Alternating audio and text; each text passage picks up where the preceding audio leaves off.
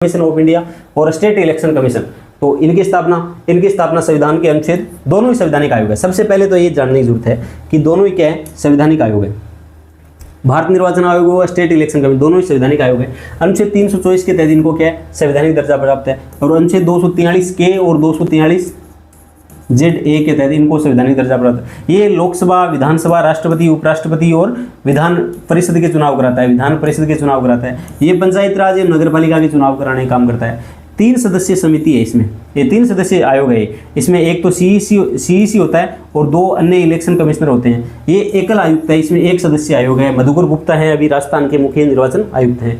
CEC को हटाने हेतु संसदीय महाभियोग होता है, अर्थात संसद से महाभियोग लाना होता है, और इसको भी हटाने की प्रक्रिया क्या, हाईकोर्ट न्यायाधीश जैसी प्रक्रिया है। अर्थात इनको हटाने की प्रक्रिया दोस्तों समान है, वो बहुमत के माध्यम से हटाने की प्रक्रिया इसमें की गई है।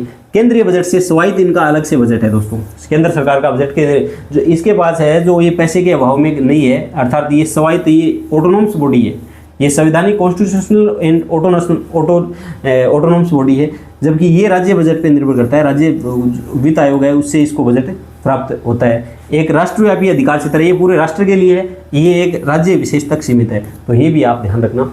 निर्वाचन आयुक्त में कंपैरिजन दोनों ही संवैधानिक आयोग हैं, और उसकी स्थापना वहाँ 324 के तहत की गई, इसकी स्थापना 243 के और 243 Z के तहत की गई है।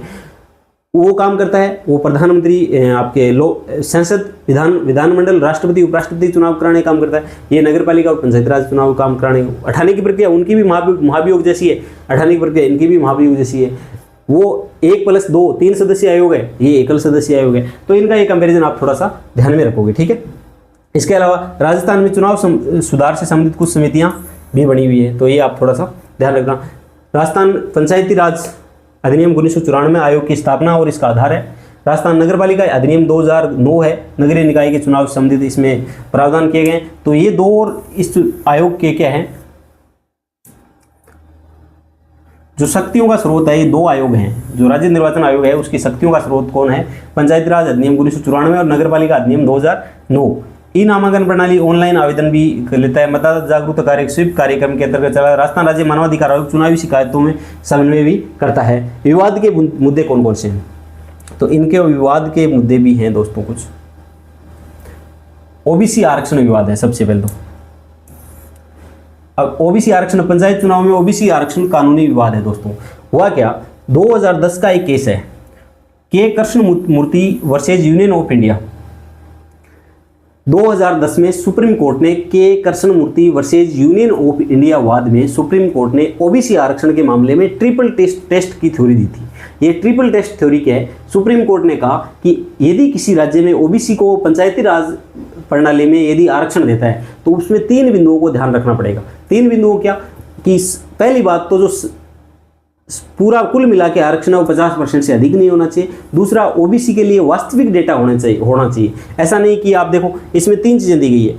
पिछड़ेपन का आधार हो, अनुभवजन्य अध्ययन, कि आपने कोई OBC जातियां पिछड़ी है, इसका अनुभवजन्य अध्ययन करने के लिए आप एक कमेटी गठित करोगे। इसके अलावा अधिक प्रतिनिधित्व नहीं हो और 50% की सीमा को क्रॉस नहीं करना चाहिए। तो ट्रिपल टेस्ट वाला सिस्टम आप ध्यान रखना। राजस्थान में आज पंचायती राज का चुनाव है, वो देरी होने का कारण क्या है, सरकार ने अप्रैल में क्या किया, पीछे अक्टूबर नवंबर में क्या किया, OBC आयोग का गठन किया, और ये इसी वजह से देर हो रहा है क्योंकि सुप्रीम कोर्ट के निर्णय 2010 के अकॉर्डिंग किसी भी राज्य में आप पंचायती राज में OBC को आरक्षण देना चाहते हो तो ऐसी सिचुएशन में ट्रिपल टेस्ट कंपलसरी है, और ट्रिपल टेस्ट राजस्थान सरकार करा नहीं पाई, इसलिए क्या हो रहे हैं, चुनाव में देरी हो रही। राजस्थान सरकार ने कमेटी का गठन किया है, लेकिन कमेटी को फिर भी क्या दिया है, उनका